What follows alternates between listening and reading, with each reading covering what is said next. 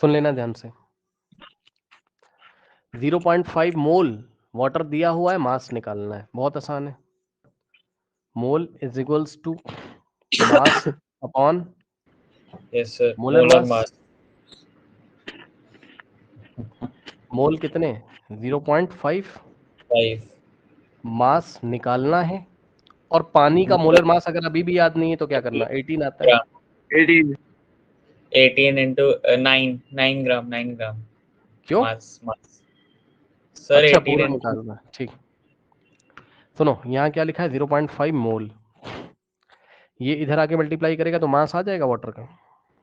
Yes sir, 9 grams 9 grams. Into 18, और ग्राम बचेगा, समझ रहे हो, मोल से मोल कट जाएगा, है ना। और 0.5 को हम 1/2 लिखेंगे हमेशा। ऐसा करिए यस जिससे सर, कैलकुलेशन इजी हो जाए। Yes sir. 0.5 को 1/2, 2 1 2 9, आंसर आ गया 9 ग्राम। तो 0.5 मोल वाटर में 9 ग्राम पानी होता है, याद रखिएगा। ठीक, ओके, ठीक। तो अश्मित, आपने कुछ कल सर्कल किया था क्या कुछ सर 2 लेक्चर देखे थे कल या आज के केस में? कॉपी में किया? देखना नहीं यस है, करना भी था, हाँ। सर। समझ सर क्या था सर? तो समझ में थ्योरम्स आ के। गया होगा। कोई यस ऐसा सर। नहीं क्या, हाँ, आपका स्कूल पीछे कभी नहीं होगा। मेरे पास बहुत सारी चीजें होती हैं, ओके। इसी तरीके से यस मेरे पास लास्ट 10 ईयर भी रिकॉर्डेड है क्लास 10th का, यानी कि उसमें बहुत मेहनत करी गई है।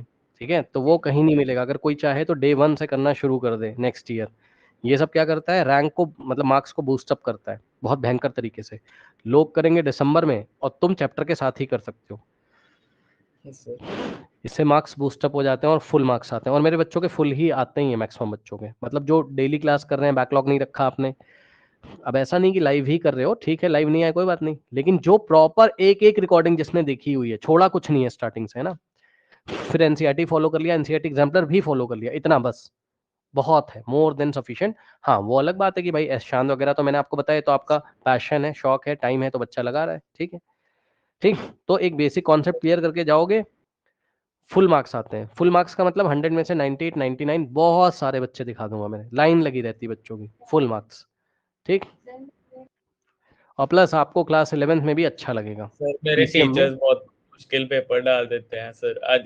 अब इस बार इतने सर टॉपर्स भी, उनके भी 22 आए हैं, जैसे 20-40 में से अच्छा कम अच्छा, कम नहीं तो फिर marks आप आए। उस लेवल का पढ़ो ना। अभी तो, अब तो पढ़ने का मेरे ख्याल से मौका मिला होगा पहली बार शायद, अभी तो कंटेंट ही नहीं मिला था अभी तक। सही यस बात है। Sir, yes sir. पहले उतना डीप तक जाओगे तब तो पेपर सॉल्व करोगे ना। तब अगर भाई, हाँ, स्कूल टू स्कूल वेरी करता है, ये बात तो होती है, मैं मानता हूँ इस बात को, मैंने पेपर्स देखे हुए हैं ना। जैसे डीपीएस वगैरह का पेपर थोड़ा डिफिकल्ट आता है, हमारे पास भी सर पहले ऑफलाइन माइंड बच्चे। हाँ बताइए। सर माइंड ट्री का है सर। उसमें सर जैसे उन्होंने अपनी सेपरेट बूस्टर बनाई हुई है, तो उसमें ऐसे हम्म सारे उपाध्याय, सारे बुक्स के ऐसे क्वेश्चन डाले हुए हैं।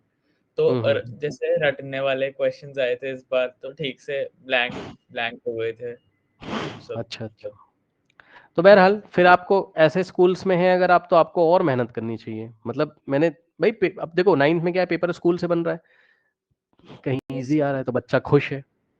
अच्छा, जहाँ इजी आ रहा है बच्चे के फुल आ रहे हैं और वो खुश है, तो वो गलत ट्रैक पे है। ये भी बात मैं बता दूं, मतलब खुश हो गए बेचारे, एनसीईआरटी से मान लो पेपर आ गया, हल्का फुल्का आ गया, ये वो सोडियम का एटॉमिक मास बता दो, एक मोल निकाल दो, खत्म। तो वो लोग खुश हो गए कि हम बहुत अच्छा कर रहे हैं, तो ये भी एक, क्या कहते हैं, ये एक बहुत हानिकारक चीज है, ये अच्छी बात नहीं है। उसके माइंडसेट हो जाएगा ना बच्चे का माइंडसेट हो जाएगा कि पेपर आसान आता है, मेरा तो फुल आ रहा है, ये भी गलत बात है। वो बोर्ड एग्जामिनेशन में डिसबैलेंस हो जाएगा, बच्चा बहुत अच्छे क्वेश्चन पूछता है बोर्ड एग्जामिनेशन में। बोर्ड एग्जामिनेशन में अगर आपको फुल अच्छी तरीके से लाना है, बोर्ड एग्जामिनेशन में ना तुम्हें परेशान नहीं करेगा क्वेश्चन, ऐसा डिफिकल्ट नहीं पूछता है वो, लेकिन लोगों के लिए डिफिकल्ट हो जाता है, पता है क्यों? वो 9th का 10th में कनेक्ट करके पूछ लेगा। कहीं 9th क्लास की एग्जाम्पलर से कोई कॉन्सेप्ट, कोई बहुत बड़ा सवाल नहीं पूछता, कोई कॉन्सेप्ट चुरा कर ऐसे 2-3 कॉन्सेप्ट मिला के तुम्हें सवाल दे देगा। मतलब जो क्लासेस अगर तुमने कहीं पर अच्छी तरीके से करी हैं, अब ये सब कॉन्सेप्ट तुम्हारे पास क्लियर है, लगा रहे हो, तो तुम्हारा दिमाग तुरंत चल जाएगा जैसे कुछ नया आ गया वहां पर। जो रट के जा रहा है, 9th क्लास से अच्छे से नहीं पढ़ रहा है, अगर कोई ये सोचे ना हम 10th में अच्छे से पढ़ लेंगे और 9th में नहीं पढ़ा, नहीं कर पाओगे। नहीं कर पाने का मतलब है कि फुल नंबर लाने ना, फुल मार्क्स जैसे 98 99, तो नहीं आ पाते हैं वो कहने की बात है। एक साल चाहे तुम जितना पढ़ लो, तुम कॉन्सेप्ट ही नहीं कनेक्ट कर रहे हो लास्ट ईयर के, कहाँ से करोगे? और अगर आपको भरोसा नहीं है सीनियर से पूछ लीजिएगा कि मोल कॉन्सेप्ट आता है कि नहीं, बोलेंगे पढ़ा ही नहीं, पक्का बता रहा हूँ। या उनको तो आज तक ये नहीं पता बहुत सारे बच्चों को कि ये एटम मॉलिक्यूल में अंतर क्या होता है, डिफरेंस, सच बता रहा हूँ मैं, यही नहीं पता कि मेटल्स एटॉमिक फॉर्म में रहते हैं। ये सब बेसिक छोटी छोटी बातें हैं जो बोर्ड एग्जामिनेशन में पक्का कनेक्ट कर देगा कहीं पर। ये भाषा होती है सब्जेक्ट की, आपको आनी चाहिए। तो ये आ गया आंसर, ठीक। ओके, अब देखिए, और 10th क्लास में भी बहुत मेहनत करनी पड़ती है, इतना आसान नहीं है। आजकल तो यूट्यूब पे क्या चला है, लोग वन शॉट देख रहे हैं ना, ये सब छलावा है भाई, कहीं इन सब चक्करों में फंस मत जाना। वन शॉट में करें एटम्स एंड मॉलिक्यूल, सोचो, है ना, इन सब चक्करों में कोई फंसना नहीं चाहिए। बच्चे वन शॉट देख के एग्जाम दे के आ रहे हैं, बताओ, पूरी जिंदगी अपनी खराब कर रहे हैं, और लोग खराब करवा रहे हैं भाई, यूट्यूब पे पैसे मिलते हैं, सीधी सी बात है। अब लालच है हर जगह, तो उसी तरीके का कंटेंट भी आता है। लोगों को वन शॉट चाहिए क्योंकि सबको शॉर्ट में जिंदगी चाहिए। शॉर्ट में पढ़ाई वढ़ाई नहीं होती, याद रखिएगा हमेशा, ये कुछ नहीं होता शॉर्टकट पढ़ाई का। पढ़ाई का कौन सा शॉर्टकट है, हम लोग क्या कर रहे हैं इतने दिन से, अब ये खत्म होने वाला है बस। पढ़ाई का कोई शॉर्टकट नहीं होता भैया, ठीक से पढ़ना पड़ता है ना, सब कहने की बात है।